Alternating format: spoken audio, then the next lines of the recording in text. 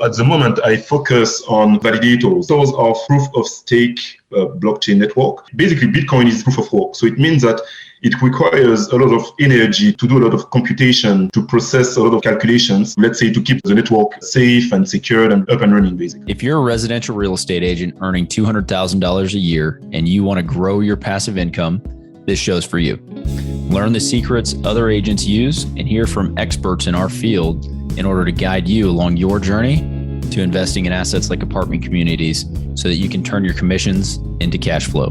I'm Randall DeCleared. Let's go, baby. All right, welcome back. I am having a new series starting where we're going to actually go through and talk to other fund managers of other asset classes. So we talk a lot about multifamily as an asset class, but as I mentioned early in the podcast history, I want to bring on other types of funds in order to let you educate yourself on the other types of investments that are possible and out there. And so today I'm joined with Anthony Calpas. He is a crypto fund manager, super smart guy. He's a friend of mine. We've talked in the past about his fund and how he's operated it. Today, we dive into just crypto and blockchain in general. And he is a wealth of knowledge. His background, he was in French military. He was working on rockets, as you'll hear. He's a rocket scientist. Very interesting guy, very intelligent guy. And he's all in on the crypto space. And he has a very specific strategy that he implements for his fund. But he tells us about how it relates to real estate. We talk about 3 different types of crypto buckets as he sees them. It's a high level conversation, but we also talk some nitty gritty and some things. So stick with it. You're going to learn a lot. Again, this is an effort on my end to introduce you to other types of alternative assets that you can invest in. Without further ado, let's bring Anthony on. I'm really excited to have him on the show. All right, Anthony, I'm so glad you could join me today. You and I know each other from some groups that we've been part of, and I wanted to bring you on because I've been talking a lot about alternative assets and how agents and real estate professionals in our market can get into some other cash flow producing or passive investments, taking their active income and putting it into passive income or passive investments. So I've been talking about it for a while. Most of the operators that I bring on are multifamily related. There's so many other investments out there that are possible. I know some guys that do crypto funds, and you're one of those guys. You and I have had a lot of conversations back and forth about it. So obviously I want to bring you on and just let you tell your story and introduce crypto funds to the audience so that they can actually learn from somebody like yourself. Again, thanks for joining me today. Good to have you on. Yeah, no, thank you very much, Randall, for having me. It's a pleasure. Awesome. It's not very often that I talk to real estate people about cryptocurrency and that space, basically. They need to know Absolutely. A lot of what's been going on in the market right now. I think it's kind of a good time to bring you on as well to get your perspective on what's going on. So, all right. So if you can go back and kind of high level your background, how you got into the space, and just tell people a little bit about yourself. Yeah, sure. So let me way back. So I started as in the military, actually. I was a military officer in the French Navy. I'm French, as your audience may guess with the accent. Based in the UK now, but originally French Navy. After that, I went on being a rocket scientist. And in the space and defense industry, my area of expertise was software and cryptographic systems, basically. I was working on satellites, missiles, rockets, aircrafts, both military and civilians, and anything related to software and encryptions, basically. I had a part in it, basically. Because I'm a computer science guy, I've always been curious in all kinds of technologies. And back in, that was maybe 2014, 15, like a friend told me about Bitcoin and it was becoming kind of trendy, like among this circle of friends. I got just curious about it. So I started to read a lot of articles, like scientific papers about what's actually called distributed systems, because essentially Bitcoin and cryptocurrencies are based on blockchain, which are a subcategory of software science, basically. So I approached the whole thing from a very, let's say, like intellectual standpoint at first. And I started to invest a bit of my own money in it, to kind of play around. On the side, I had some investments on my own, like, I was trading stocks. I was doing a little bit of real estate as well, tiny little bit in France, in south of France. But yeah, mainly stocks at the time. And I basically investing in Bitcoin and other cryptocurrencies like Ethereum and so on. I did quite okay. And aside from that, I've always wanted to create my own venture, my own thing, be kind of independent. And don't get me wrong, I loved my job as a rocket scientist. Get to meet like so many interesting people and you get to work on so many interesting projects. But I wanted to explore my own path, basically. Yeah. Fast forward a few years, I decided to quit my job and start my own fund. And as you can guess, yes, it's a fund dealing with cryptocurrencies, where I basically leverage all that knowledge accumulated over the years to deliver the best return to my investors, basically. Fantastic. Yeah, it's not very often you talk to a rocket scientist. It's very cool to hear you say, yeah, I'm a rocket scientist. Especially in the now financial industry, like most people in the finance industry, they have a financial background. Yeah. It's quite weird to have people like shifting from one industry to another. Yeah. I had just done a series on funds and I was talking about how funds are structured compared to syndications, because we talk a lot about real estate funds and syndications and how you pull money together, right?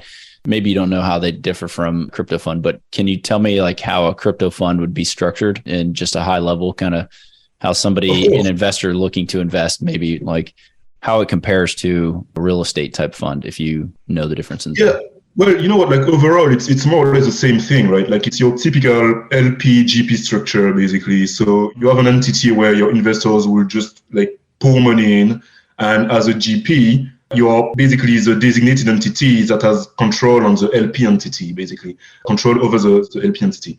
Typical GP LP structure, most of crypto funds are based in the US because no matter what people say, the US remains like one of the jurisdictions where it's like the easiest to set up a fund. There is a new, like some people explore new ways of setting up crypto funds, like they want tokenize, because cryptocurrencies is all about like tokenizations, right? Perhaps we will dive into it later on, but in my mind, I have like 3 buckets, like the cryptocurrency bucket, the real world asset tokenization bucket, and the blockchain as a technology bucket. These are like 3 areas, like under the umbrella of the blockchain industry.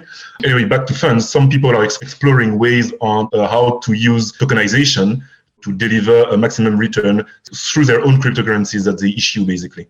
So the way it works is you create a token on some blockchain, can be Ethereum, can be BSC, can be Avalanche blockchain, and you would raise money through tokenization, and this money you will deploy it in other cryptocurrencies or in other startups, and you will deliver the returns that you generate through the tokens themselves and not through fiat money like US dollars, basically. So it's a bit different from, that particular form is a bit like original and different from the typical LPGP structure, but it's still quite marginal as we speak today. Maybe it will become more widespread in the future, but we are not there yet. If you're doing it in that way, and I mean, we could talk about Sam Bankman-Fried and that whole debacle, what happened, but do you feel as though, and maybe it's already changed and I just haven't kept up with it, the SEC is now getting involved and considering all of those to be their domain? They're actually selling securities rather than just tokens? Because I know that was like kind of a workaround. So what's the latest? You tell me. Basically, to put it very simply, everything will be considered, eventually, this is my belief, everything will be considered a security except for Bitcoin. The reason why is that is because Bitcoin is the one thing out of everything in the crypto industry that is truly decentralized. Like even Ethereum, for that matter, or other networks like Polkadot or others, like the vast majority of the power of the network is concentrated in one entity, in one foundation, like the Ethereum Foundation, for instance. They will control the vast majority of the validators. Therefore, they do have control over the governance of the entire network. In a sense, it's a truly private company developing their own product, competing with competitors, but at the end of the day, the ones making profit out of it, basically. Yeah, like it's still in debate with the SEC, and there are some companies in the US, but also globally, that are trying to have some kind of lobbying activity to make sure that things like Ethereum and others are not labeled as securities, but I don't believe that it will work.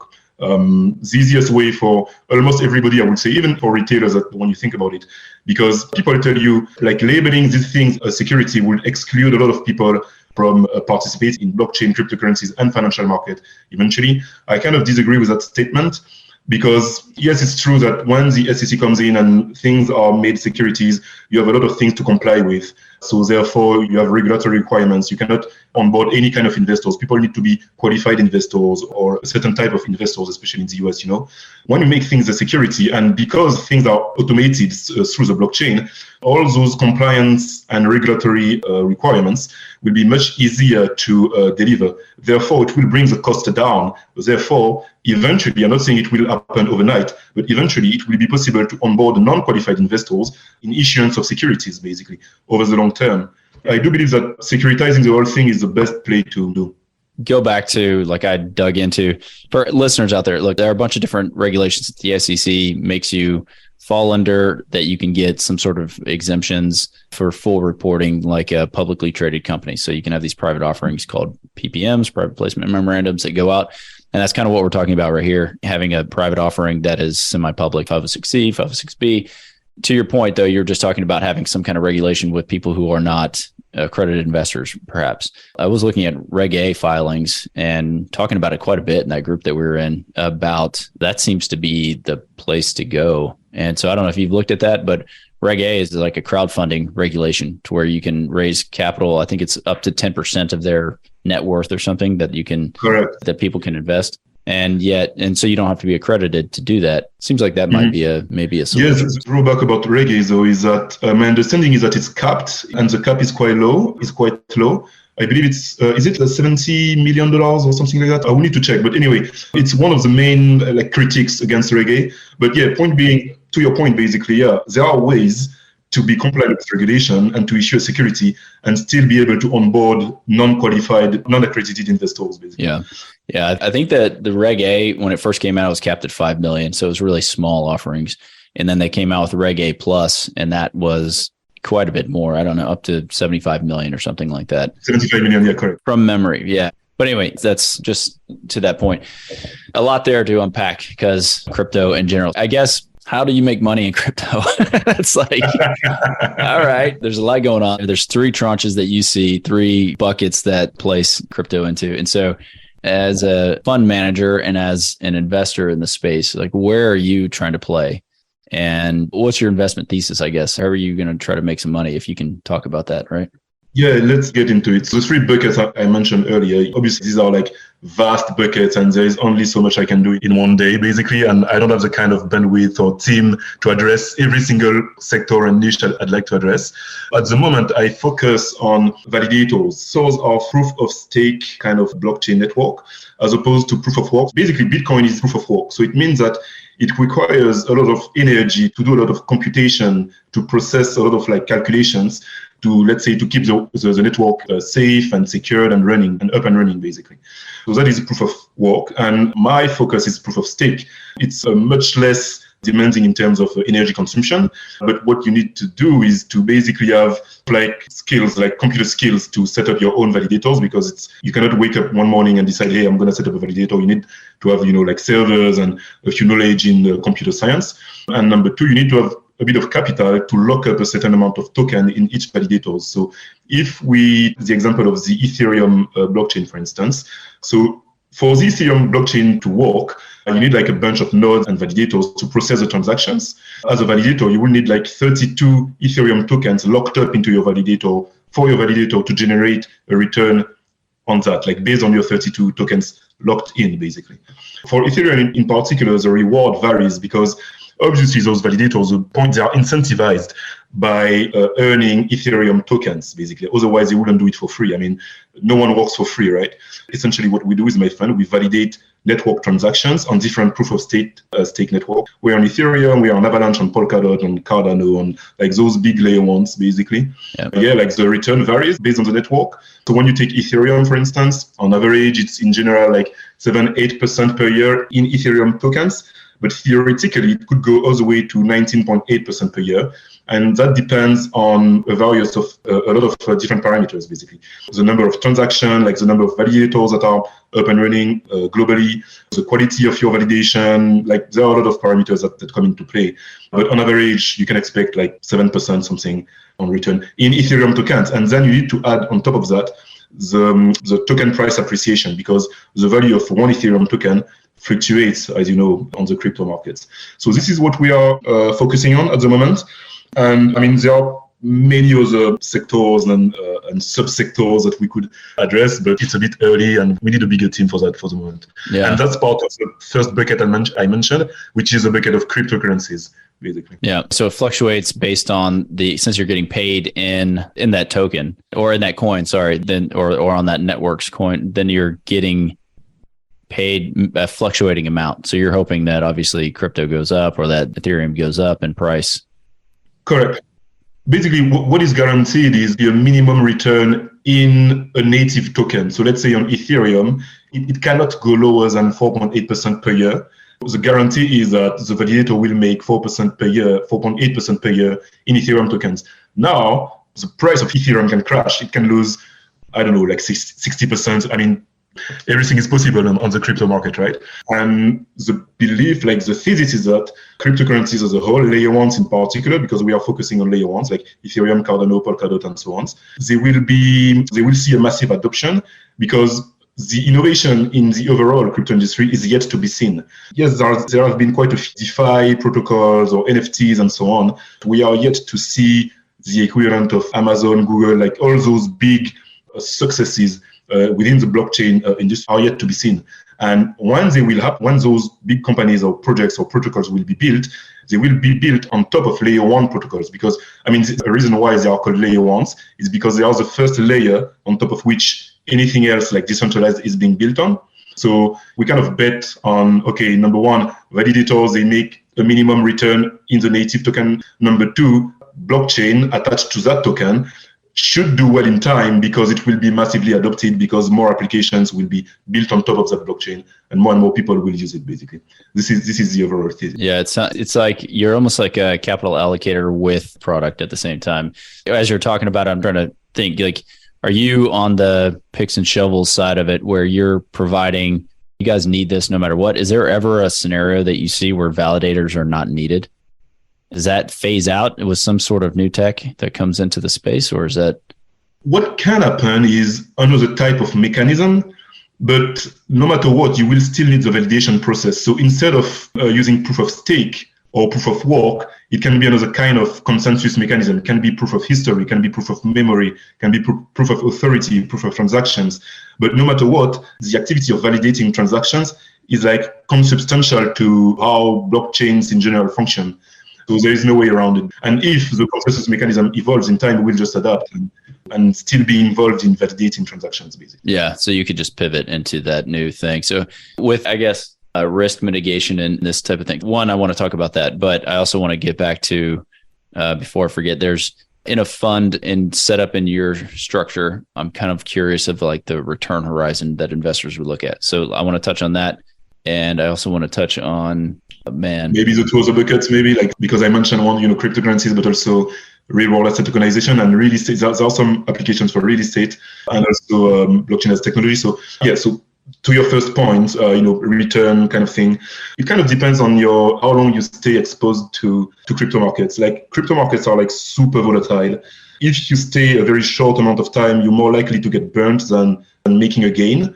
So my advice to your audience will be, no matter how you look at it, try to stay for the long term, basically, because over the long term, it kind of like smooth out all the fluctuations, ups and downs and stuff like that. Overall, so here's the thing. There is a very serious study. I don't remember if it was PitchBook or maybe JP Morgan, like one of the other. They've made a survey demonstrates that the overall growth of the blockchain industry over the next years until 2030 will be 45% per year. It's huge. So when you compound all of this between now and 2030, it will be more than 1,000% of return. Some things will fail, some things will do more than 45% per year.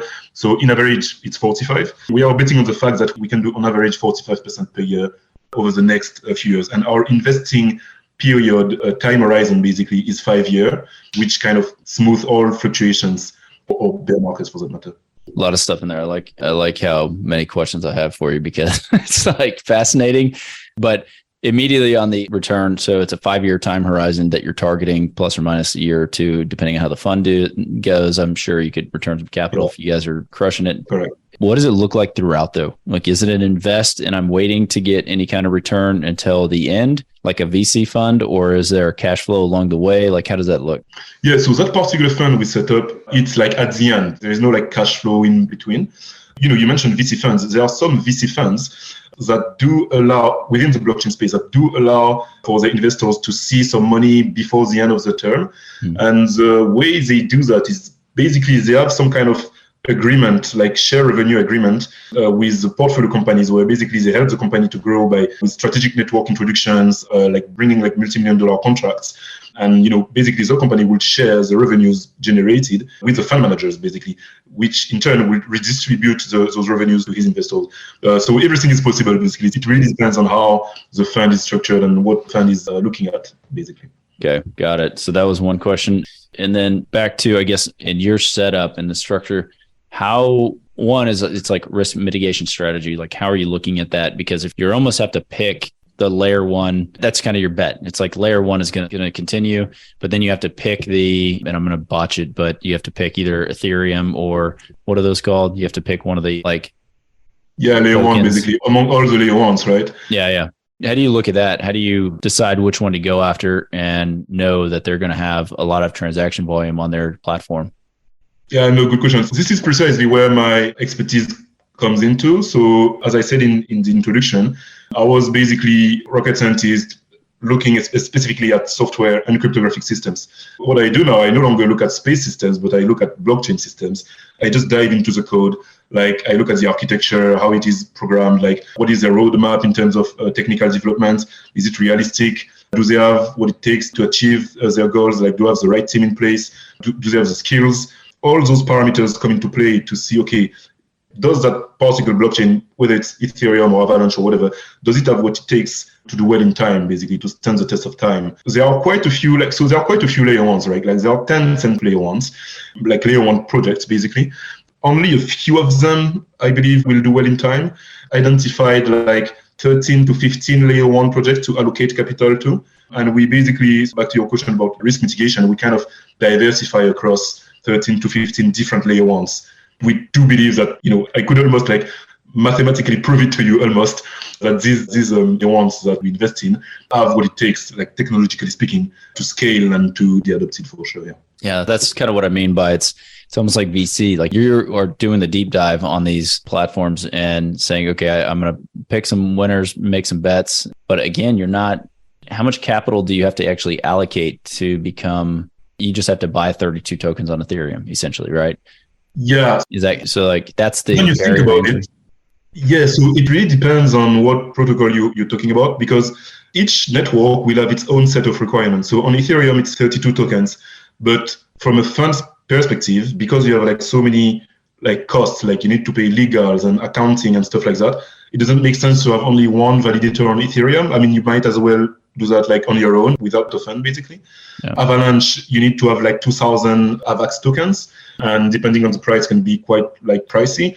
On Polkadot, like if you don't have like $2 million at least, like you can forget about having a validator on Polkadot. Like, so they all have their own set of requirements. You need to factor that in to keep level of diversification you're happy with, because again, like you want to reduce your risk profile, but also you want to maximize the kind of profit you can make, because all have like different like return profiles. Polkadot, for instance, will return like 13% per year in Polkadot tokens. Ethereum return like on average 6-7% per year, but then you need to take into account price fluctuation of Ethereum and Polkadot. So how do you allocate it in your portfolio and so on? So a lot of like mathematics and balancing and equations like going on, like thrown in the mix to have the right portfolio allocation, like with the right percentage that makes sense for both like risk profile, but also return profile and diversification profile.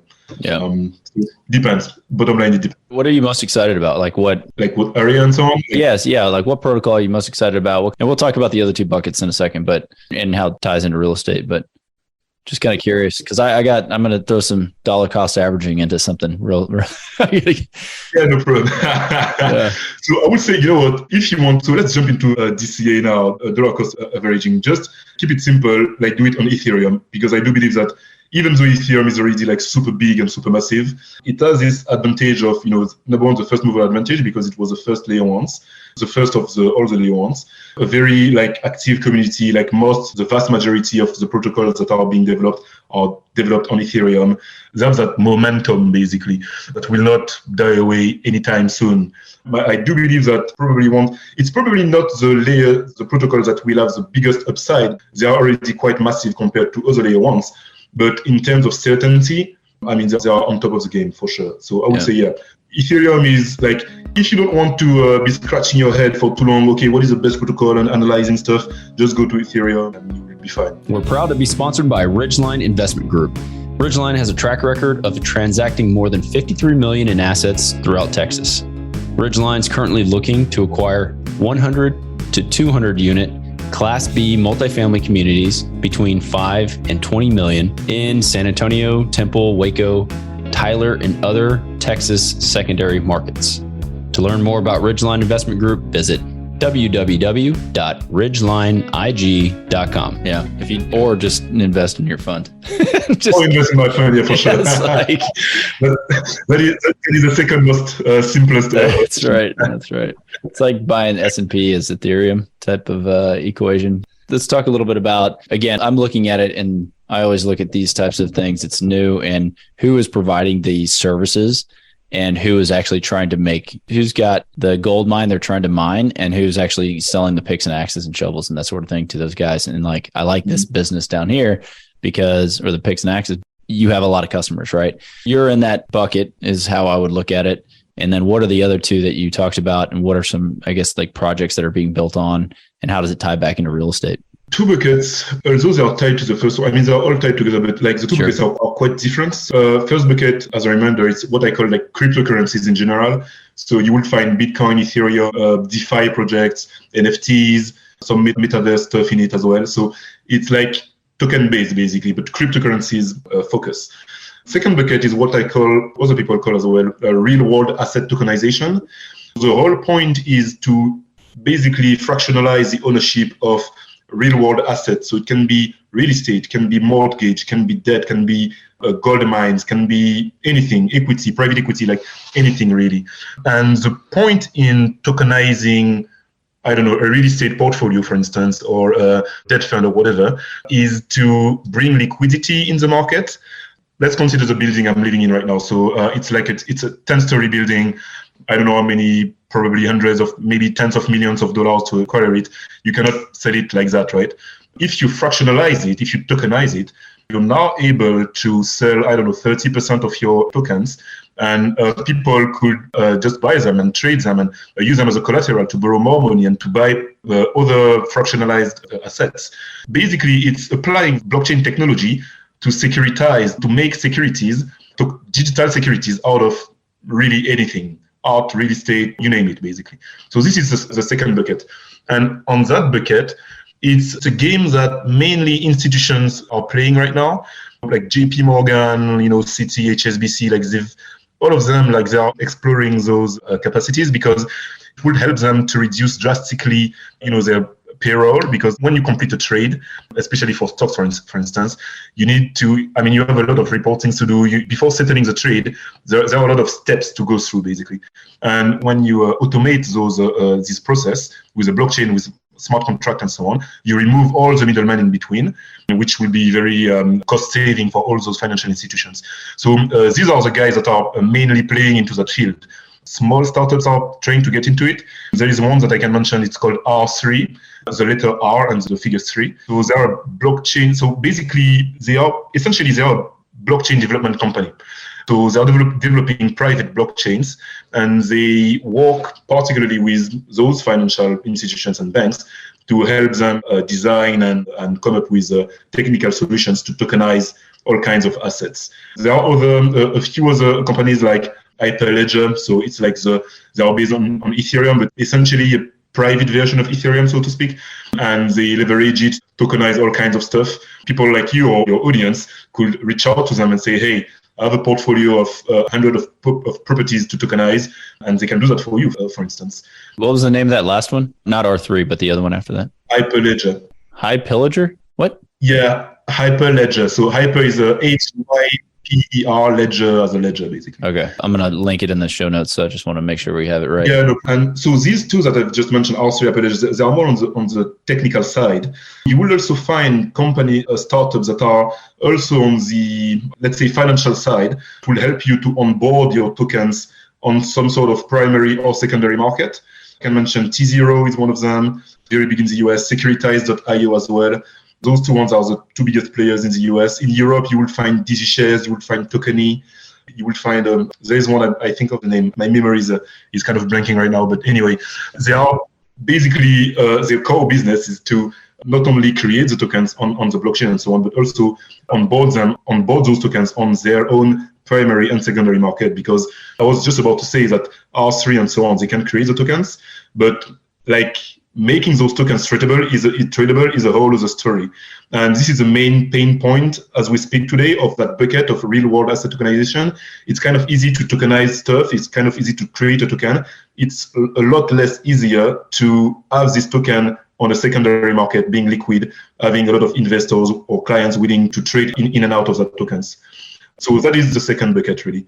The third bucket, I mean, this is like my way of like seeing the markets, right? Like the whole industry. So it's like the third bucket, I would say it's more of how to put it, like a play to integrate blockchain as a technology into traditional sectors. And in my opinion, like the upside is just like, there is no limit to the upside, because like the only limit is basically your imagination. And allow me to illustrate with one or two examples, basically. There is one company, they have nothing to do with blockchain at all. They have nothing to do with cryptocurrencies, nothing to do with finance. What they do is developing medical devices. And in particular, they've been developing some kind of hardware device so that people like you and I at home, they can diagnose if they have COVID or flu. So it's a piece of hardware, you swab inside your mouth, and the hardware can tell you what kind of variant of COVID has infected you. And through your Wi-Fi, if you give if you agree to it, you can share your data with this company on their cloud platform. And it means that they are able to monitor in real time the evolution of the pandemic on a global level. So they can say in London in the past 24 hours, we had like plus, 40% of COVID cases. And within those plus 40%, 10% of them was people between 18 and 25 years old. 12% was between whatever and whatever, like they can be very accurate. Point being, up until now, they've been making money out of selling those devices, and they wanted to make more money by monetizing the data that they have been gathering so far. And they wanted to sell this data to health governmental authorities, pharmaceutical laboratories, hospitals, GPs, like all those stakeholders in the healthcare system. And the main blocking point that the startup was facing is, hey, what is actually the proof that you have 1 million data points? What is the proof that those has not been faked? And they were struggling for a while. They were trying to convince these health organizations that they were like a very honest actors and temper their data. And at some point they got tired of it, and they decided to develop their own private blockchain. So there is no token involved. There is it's not a cryptocurrency. There will not be. It will not possible to buy any kind of token based on their blockchain. The whole point of their blockchain will be to share in a transparent way data with all those entities, which now have the guarantee that has not been tampered, because by design, a blockchain is immutable. You cannot modify what has been put on the blockchain. It's not possible.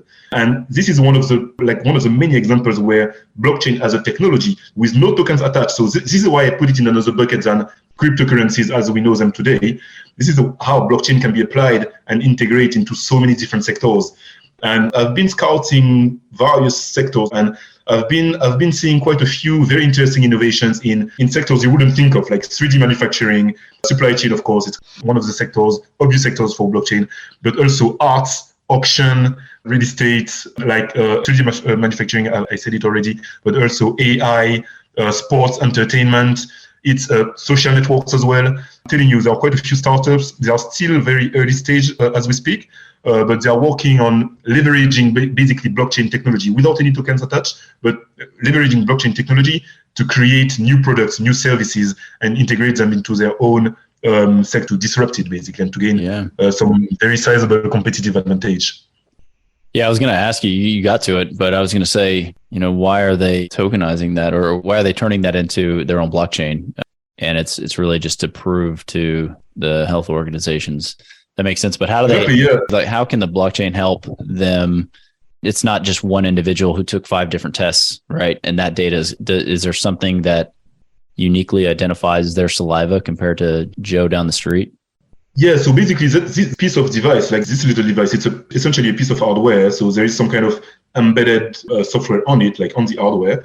It's checking that you're not cheating it. So it's checking that you've actually put the thing inside your mouth, that you're the right person, that it has already gathered some kind of data about you. And when you do use it and you do share your data with the blockchain, the role of the blockchain itself is to present this kind of timestamp guarantee that whatever you've uploaded on the blockchain at today, 5 p.m., it's the true that it will stay there and that's it. And it has been collected in your location by you, by your device, and it has not been tampered. Only blockchain could guarantee that, because by design, blockchain cannot be tampered. Like if you consider the internet as we know it today, like that company could provide the same service with their own servers and give access to their servers to hospitals and health governmental authorities and so on. But internally, this company could like kind of tamper their own servers, basically. They could tamper the data that are onboarded on their own computers. But with the blockchain, you cannot do that. Only blockchain can achieve that, basically. Got it. Yeah, I see. Have you heard of any startups trying to tackle like voting? It seems to me like that is a direct translation to being able to vote from the house and increase the number of the turnout for voting anyway, and actually keep track of it. I want to get back to the real estate side because you mentioned something, one that is super interesting, how you can have the real world application and then integrating it into those existing businesses. So on the real estate side, my first question was, once you tokenize something, and I know they've done this with a number of assets, right? I've seen it. I've seen the news. I've read about it. One, I'm wondering, how is that not a security? That's one question. Two, it's how do you appraise that property? Once you've tokenized the entire thing and over time the value of that property increases, are you getting an appraisal on it when you're trying to go and sell 30% of your shares in that deal? It is very much a security. So your first point, it is a security. So no way around it. Okay. Essentially a digital security. Some people call it a token, but yeah, it's a digital security. Number two, the value. So good question. So there is what's called, the primary market. Primary market is this place where tokens or securities or bonds or any kind of financial product is issued in the first place. This is called primary market. When you want to tokenize your, let's say, real estate portfolio, you would have like a certified appraiser, real estate appraiser, giving you some kind of a certified evaluation or assessment of your portfolio, proving that your portfolio is actually worth, I don't know, let's say $100 million. And this is going to be the value of what you tokenize. Whatever the number of tokens that you emit on the primary market, it's going to be worth a total of $100 million, basically. This is primary market, right? And then on the secondary market, this is the place where it's made available for people to trade. So for almost anybody to trade, for that matter. And this is where the speculation comes in. So people may think that your portfolio will accrue value in time. Maybe they think that there will be in the next 6 months some kind of real estate crisis, and now is not the time to buy, and therefore no one will buy your tokens, and the value will go down. So this is where the price fluctuations happens. Now, like the real world value of your portfolio comes into play again in the life cycle of the tokens on that secondary market. The day you want to withdraw your tokens from secondary market and take it back to primary market. So this is when you would have another, certified appraiser telling them, okay, given all the market conditions and improvement brought to your properties and so on, your portfolio is now worth, I don't know, $125 million. That will be the price you would pay to whoever owns the tokens on the secondary market. That will be the price you would pay them to withdraw their tokens. But that cannot happen at a blink of an eye. Very often it is some kind of regulatory, like order that has been given. So a very recent example is all those sanctions that the West has taken against Russia, against Russian investors. So basically, like there is no Russian who is able to hold any kind of European or US securities, right? So those banks and funds and so on had to be able to withdraw the securities from those those Russian investors. Sorry. So in that kind of situation, your tokenized fund should be able to withdraw whatever tokens to that kind of investors to be compliant to the jurisdiction of your local jurisdiction, basically. So point being, primary market value is defined by certified people, professionals, and so on. On secondary market, this is where the speculation is happening. And in case you have to withdraw from secondary market, price on the primary market is the one that kind of supersedes, that overtakes the one from the secondary market, basically. What I've just explained is like meant to be very much plain and detailed in the document, like the legal documents, because basically, essentially, it's it's an offering. It's a financial offering, right? Like you need a private placement memorandum, you need an LPA, you need the same kind of documents you would have when you set up a fund. It is a security, and you still need to go through all the regulatory and legal process to set it up, basically. I think where I got maybe confused then is I look at it as, okay, I'm going to tokenize this thing and now it's liquid. And so maybe it's worth $100 million in the scenario you gave. It's worth $100 million. We tokenize the thing. And so on the secondary markets, in my mind, people are just trading tokens, right? They're like, maybe there are 100,000 people that came in on that $1 million. They all have small stake in it and they all have their tokens. They can just trade them however much they want. Correct. Yes. That is the whole point. Yeah. And so then as the maybe major shareholder or token holder, if I had 50% left and I wanted to sell all of those, like I'd have to take it back to the primary. Is that what you're saying? Sorry, say again? If I was the main, if I still had 50% of the tokens and I wanted to just get rid of the property, I'm like, okay, I'm ready to sell. I don't want to own any of this property any longer or this portfolio. Then, and say it's 150 million, just for easy numbers. So at $75 million value, essentially, how would I get my money? I would have to sell it individually to all these individuals and just make those available on the secondary market, or I could take it back and just sell it off on the primary. Yeah. We're getting in the weeds here, but I'm just kind of curious. 100%. There are several ways to go about it. You could either decide to kind of dump your tokens on the secondary market, like hoping for investors on the secondary market to buy whatever you're selling. You could sell your all like $75 million in tokens to another fund or to another entity that is interested in having half the ownership of half of the property. Or you could take it back to the primary market first, and then basically when you take things back into primary market, essentially it means that you withdraw the assets from the market, basically, because in primary market only a few, like a handful of people can access the primary market, so institutions and that kind of thing. Got it. Okay. Yeah, that's interesting. Like so much going on. I want to talk about your fund though, and kind of see, what are you like aiming for? What's the next step? Obviously there's a lot of stuff going on in the market right now. Mm-hmm. As we're talking this past weekend, the way this banking debacle, we had Sam Bankman-Fried. So what is happening in the crypto market now? Last year, 60,000 was kind of where we were. Was that a year and a half ago, maybe? And now it's about $20,000. So just again, high level, like what are you looking forward to, I guess, for this year? And what exactly are you looking forward to in your fund, right? Like, so you're setting up a fund or you already have it going? So you can talk to that just a little bit if you want. Yeah, so let me answer your point like bucket by bucket. Sure. So let me start with the last one. So the one where like blockchain as technology is being like exponentially integrated into traditional sectors, I would say, like, healthcare, 3D manufacturing, and so on. So I do believe that this is probably the least mature bucket, let's say, because people are like starting to realize only now, that blockchain is much more than only cryptocurrencies. So people are basically starting to use their imagination only now to kind of create new things and apply it to other sectors. So I do believe that in terms of upside, this is probably where like the main upside will happen. This is in that sector. So as far as I am concerned, my project is to set up another fund soon for that, to address that particular bucket for sure. Like I don't want to miss out on that, because there is too much to gain in that. Second bucket, a tokenization of real world assets. So can be real estate, can be mortgage, can be debt, can be gold, art, you name it. I do believe that the future is very bright. However, it's a game where mainly institutions are playing. So unless you are already like several hundreds of millions of dollars kind of entity, it's hard to play that game. Although I wish I could get into it, but it's not there. We are not there yet. So we'll be a bit more patient.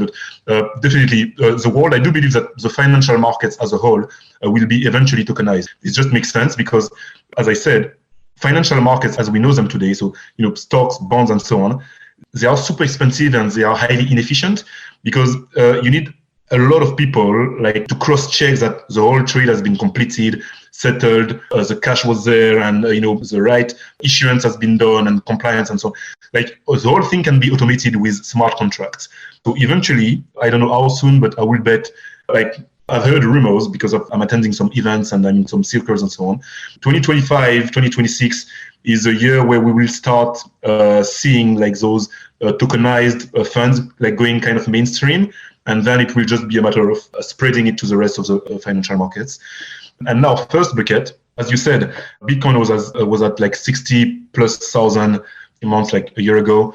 Now it's around 20 something. Where are we going? Like, what is the future like? So as I said, I do believe that no matter what happens, the category of cryptocurrencies that will benefit the most are layer ones cryptocurrencies, because there are the protocols that are needed to build anything else. If you want to build an NFT, you need something like Ethereum, which is a layer one, or equivalent. You can build an NFT on Avalanche, on Polkadot, on this kind of stuff, but you need a layer one. If you want to build some kind of lending protocol, like decentralized finance protocol, you need a layer one. If you want to play with the metaverse to do some kind of gaming activity, you need a layer one. So no matter what happens in the future, the layer ones category will be the category of cryptocurrencies benefiting the most from the upside. Aside from that, I do want to say that Bitcoin overall is probably the safest play. And so for people who do not want to spend too much time on analyzing, categories, potential risk, upside, DCA, not DCA, blah, blah, blah, just go with Bitcoin at the end of the day. Because especially now that, beginning of this year, was it January or February, the FTC stepped up to categorize Bitcoin as a commodity. So it's no longer like a security. So you can finally breathe, what a relief, right? Like it's no longer like there is no threat of Bitcoin being a security any longer. So it's quite huge. So I do believe that Bitcoin, I'm not saying that it will replace gold, like gold will always be gold, but I do believe that it will play some kind of similar role. So it will be some kind of digital gold.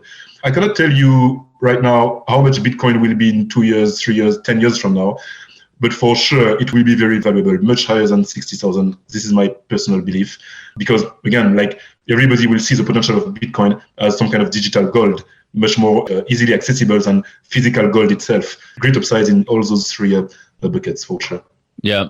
All right. I want to bring it back to what listeners can do. Again, we've got a lot of real estate people that listen to the show, different either agents, attorneys, and title companies, that sort of thing. So what in real estate, is there a way to invest passively right now and get a return? What would be your low hanging fruit?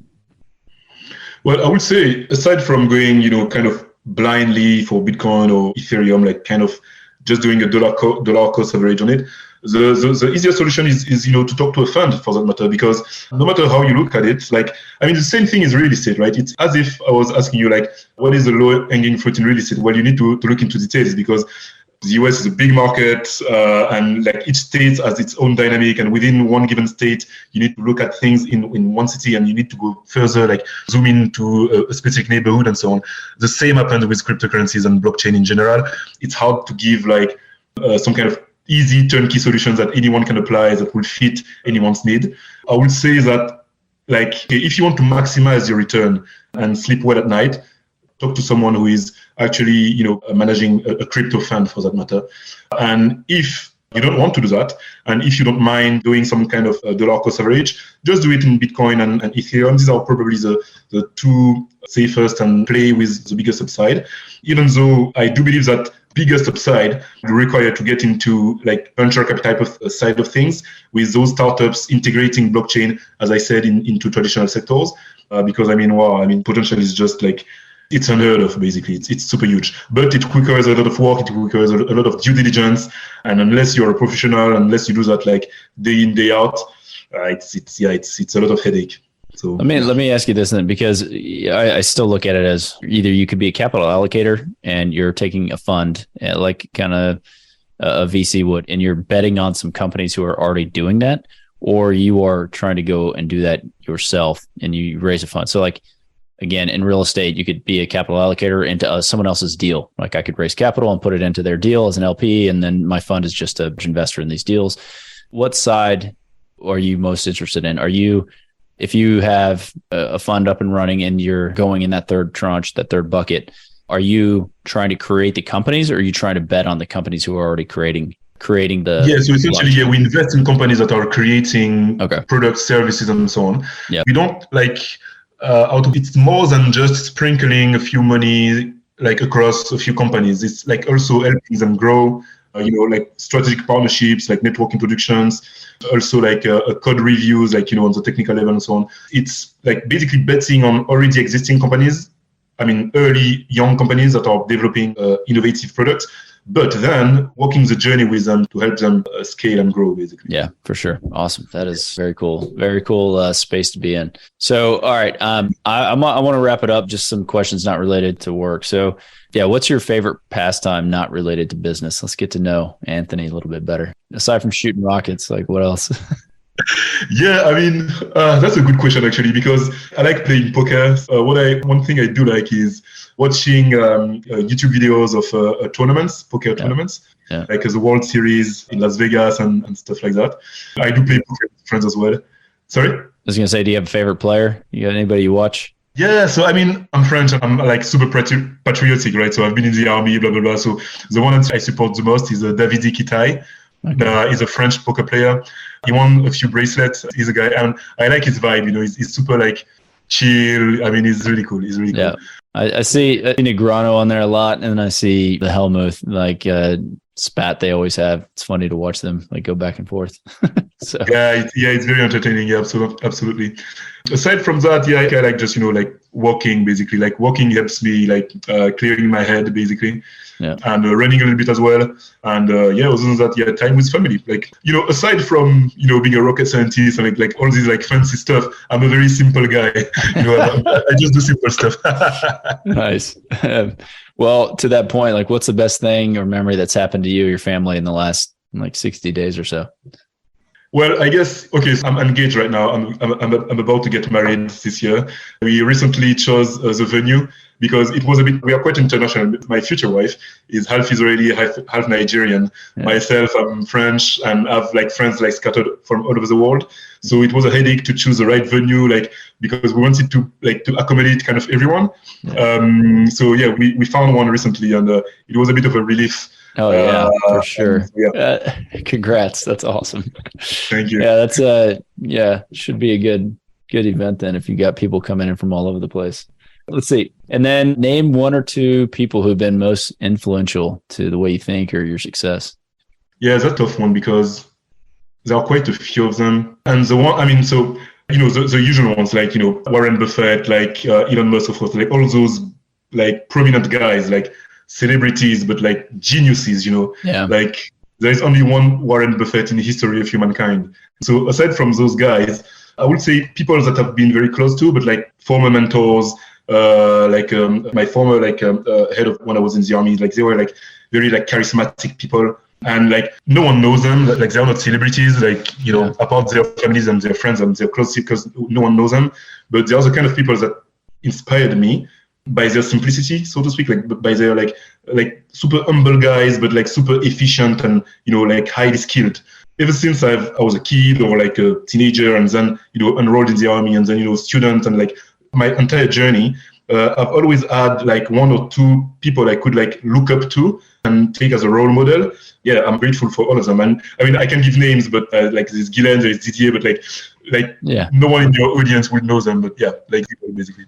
That's great though. Well, let's wrap up with that, man. It's been great to catch up with you because we haven't talked in quite some time. True, yeah. It's good to see what you're working on and what you're doing. And I know that was a ton of information for anyone listening it's like crypto, blockchain, just kind of like drinking from a faucet sort of deal. But it's a fascinating field. And if you haven't learned anything or read anything about it, I would encourage you to go jump in. I'm going to link to Anthony's information in the show notes as well. So if you want to talk to him directly, I'm sure you can reach out to him and learn a little bit more. Again, thanks for jumping on. It's great catching up with you. Yeah, it's been my pleasure. Honestly, it was absolutely awesome. And thank you for having me. And I hope your audience got some value out of it and will tip their toes in the cryptocurrency world. That's right. Awesome. All right, Anthony, again, it was good catching up. Let's leave it there. Thanks. Bye. Surprisingly, most of the agents we speak with got into real estate hoping to gain passive income and become work optional. However, only 1 in 5 ever start investing. Most are simply too afraid to start.